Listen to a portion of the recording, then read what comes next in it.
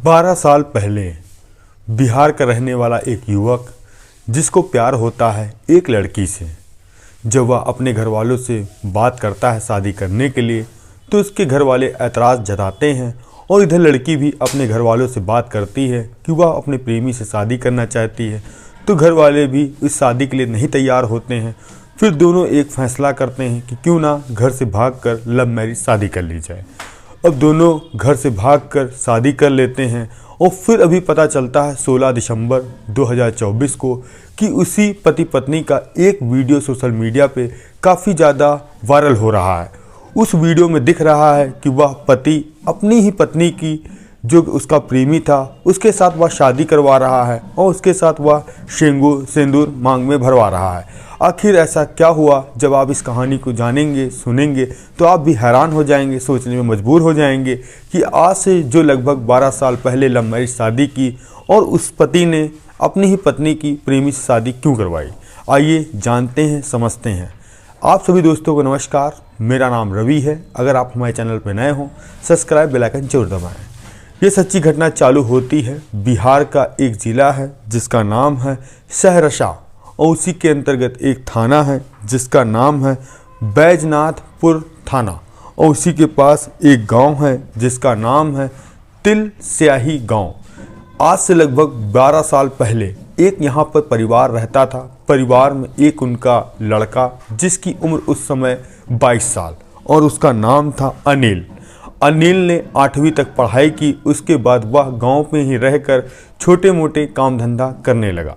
तभी उसकी गांव में ही रहने वाली एक लड़की से मुलाकात होती है। उस लड़की का नाम था ज्योति रानी। अब दोनों में पहले बातचीत होती है। बातचीत जब थोड़ी ज़्यादा बढ़ती है तभी दोनों एक दूसरे को प्यार कर बैठते हैं।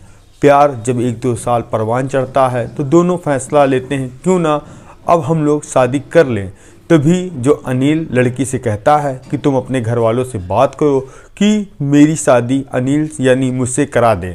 अब लड़की अपने माता पिता से कहती है कि मैं एक लड़की को पसंद करती हूं, अगर आप लोग की इच्छा हो तो मेरी शादी उससे करवा दीजिए। अब लड़की के जो घर वाले थे अपनी बेटी को डांटते हैं और कहते हैं वह दूसरी बिरादरी का है और हम लोग शादी नहीं करवाएंगे। अब जो ज्योति रानी थी एक दिन वह घर से अचानक गायब हो जाती है और वह पहुंचती है अपने होने वाले प्रेमी के साथ, अनिल के साथ। अब दोनों भाग कर लव मैरिज शादी करते हैं। शादी करने के बाद फिर एक वहीं तिल स्याही गांव में रहकर वहीं पर एक घर बनाते हैं, वहीं पर दोनों रहने लगते हैं। सब कुछ ठीक ठाक सामान चल रहा था और इसी दौरान 1-2 साल बीतते हैं। तभी जो ज्योति रानी एक बच्चे को जन्म देती है और उसके बाद जो अनिल था काम के सिलसिले में बेगूसराय जिले जाता है। वो वहीं पर रहकर काम धंधा करता था और कभी 6 महीना या साल में 2 से 3 बार आता था, अपनी पत्नी के साथ रहता था और इधर साल दर साल बीत रहे थे। तभी जो ज्योति रानी थी 3 बच्चों की माँ बन चुकी थी। अब जो अनिल था वह बाहर रहकर काम धंधा करता और वहाँ से पैसे ट्रांसफ़र किया करता था और इसी दौरान जो ज्योति रानी थी उसको पैसे की थोड़ी दिक्कत होती है और वह सोचती है कि किसी से कोई पैसे ले लिए जाए। तभी उसको याद आता है उसी के ही गांव में रहने वाला एक युवक जिसका नाम ब्रजेश था, जो कि उस समय का वार्ड सदस्य था। तभी वह वार्ड सदस्य ब्रजेश को फ़ोन करती है, कहती है मुझे कुछ पैसों की आवश्यकता है, अगर आप मुझे पैसे दिला दें तो बहुत ही अच्छा होगा। अब ब्रजेश पहुंचता है ज्योति रानी के घर और कहता है कि तुमको तो सरकार से वैसे भी 2 लाख रुपए मिल सकते हैं अगर मैं चाहूँ तो। तभी ज्योति रानी कहती है कैसे? तभी वह कहता है तुम लोगों ने अंतर्जातीय विवाह किया है जिसके लिए सरकार 2 से 2.5 लाख रुपए देती है और अन्य जो ज़रूरतमंद सुविधाएं हैं वह भी प्रदान कराती है। तभी जो ब्रजेश था सरकार से वह सब योजनाएं अपनी यानी दोस्त को दिलाता है। इसके बाद कहीं न कहीं जो ज्योति रानी थी वह उस युवक से इम्प्रेस हो जाती है और कहीं न कहीं अब ज़्यादातर समय वह ब्रजेश को देने लगी थी और वह अपने ख्वाब यही सजो रही थी कि काश अगर यह मेरा हस्बैंड होता तो कितना अच्छा होता, क्योंकि यह बहुत ही नॉलेज है और यह बहुत ही सुंदर है, बहुत ही स्मार्ट है। और इधर जो अनिल था वह बेगूसराय में था और जब कभी समय मिलता था ब्रजेश ज्योति रानी के करीब धीरे धीरे आने लगता है और दोनों में प्रेम प्रसंग चालू हो जाता है। अब हफ्ते में 3 से 4 दिन बीतते थे, तभी ब्रजेश ज्योति रानी के घर जाता। यह सब अगल बगल वाले के लोग देखते थे। तभी जब अनिल एक दिन गांव आता है अपनी पत्नी के साथ, अपने तीनों बच्चों के साथ, वह 3 से 4 दिन रुकता है।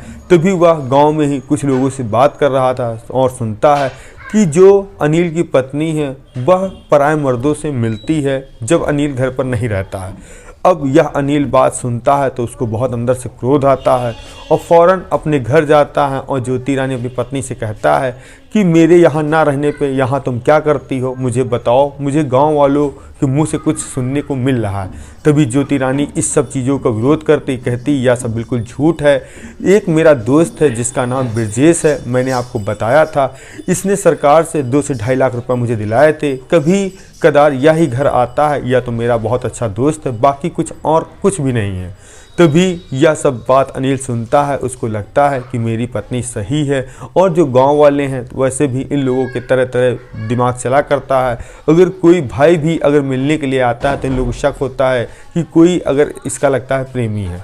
अब जो अनिल था वह दोबारा बेगूसराय जाता है काम धंधे के सिलसिले में और वहीं पर काम कर ही रहा था। तभी एक दिन आता है 16 दिसंबर 2024 और एक युवक करीब शाम के 7:30 बजे अनिल को फ़ोन करता है और कहता है कि तुम्हारी पत्नी किसी पराये मर्द के साथ अपने ही घर में रंगरेलियाँ मना रही हैं, अगर तुमको भरोसा ना हो तो तुम यहाँ पर आ जाओ। अब अनिल फ़ौरन वहाँ बेगूसराय से निकलता है अपने गांव की ओर और रात के करीब 9:30 ही बजे थे और देखता है कि उसका घर का दरवाज़ा बंद है। वह फ़ौरन खटखटाता है, तभी उसका प्रेमी खोलने के लिए दरवाज़ा आता है, देखता है कि उसके कमरे में उसकी पत्नी जो कि बिल्कुल ही गंभीर या कहें बिल्कुल निर्वस्त्र अवस्था में पड़ी है। उसको देखने के बाद वह आग बबूला हो जाता है और फ़ौरन ही उस कुंडी लगा देता है दरवाजे की। पहले तो प्रेमी को काफ़ी मारता है, उसके बाद अपनी पत्नी को मारता है और फिर फ़ौरन चिल्लाता है। सारे ग्रामीण भी उसके घर के बाहर आ जाते हैं और जो प्रेमी था उसको खंभे से बांधा जाता है और जो उसकी पत्नी थी वह भी खड़ी थी। अब वह अनिल गांव वालों से कहता है कि बताइए मैं क्या करूं और मुझे क्या करना चाहिए। तभी ग्रामीण कहते हैं कि इन दोनों को पुलिस के हवाले कर दो और अनिल से पूछते हैं कि तुमको आगे क्या करना है। अनिल अपनी पत्नी ज्योति रानी को पहले देखता है, उसको भरोसा नहीं हो रहा था कि उसके साथ इतना बड़ा विश्वासघात होगा जिसके लिए उसने आज से लगभग 12 साल पहले अपना घर बार पूरा छोड़ दिया और वह उसके ना रहने पे एक अलग ही गुल खिला रही थी। अब फ़ौरन वहाँ की जो थाने की पुलिस थी वह भी पहुँचती है और पुलिस साफ साफ उस पत्नी से पूछती है ज्योति रानी से कि तुमको प्रेमी के साथ रहना है कि पति के साथ रहना है। तभी ज्योति रानी कहती है कि मुझे अब पति के साथ नहीं रहना है, जो मेरा प्रेमी यानी ब्रजेश है मैं उसी के साथ रहूँगी। और ब्रजेश से पूछा जाता है क्या तुम्हें ज्योति रानी पसंद है, क्या तुम विवाह करना चाहते हो। तभी वह कहता है कि जी हाँ मैं करना चाहता हूँ। और तभी कुछ गांव के लोग बोलते हैं कि यह तो ब्रजेश पहले से शादीशुदा है और इसके 2 बच्चे हैं, यह 2 बीबी कैसे रखेगा। तभी ब्रजेश कहता है कि मुझे रखना है, 2 हो या 3 हो वह फ़र्क नहीं पड़ता है, मैंने सच्ची मोहब्बत की है, मैं इसको रख लूँगा। और तभी कुछ जो वहाँ के पुलिस वाले थे कहते हैं कि जो 3 बच्चे हैं वह किसके पास रहेंगे। तभी जो अनिल था जो उस ज्योति रानी का पहला पति वह कहता है कि वह तीनों बच्चे मेरे साथ रहेंगे। और इधर दावेदारी जो ज्योति रानी अनिल की पत्नी थी वह अपनी करती है कि वह बच्चे मेरे साथ रहेंगे। अब पुलिस वहाँ ग्रामीणों से और उसके पति से दोनों को छुड़ाती है और जो अनिल पति था वह प्रेमी को सिंदूर देता है, कहता है तुम आज के बाद मेरी पत्नी को तुम ही रखोगे और तुम ही से शादी कर लो और आज के बाद यह मेरे पास नहीं आनी चाहिए।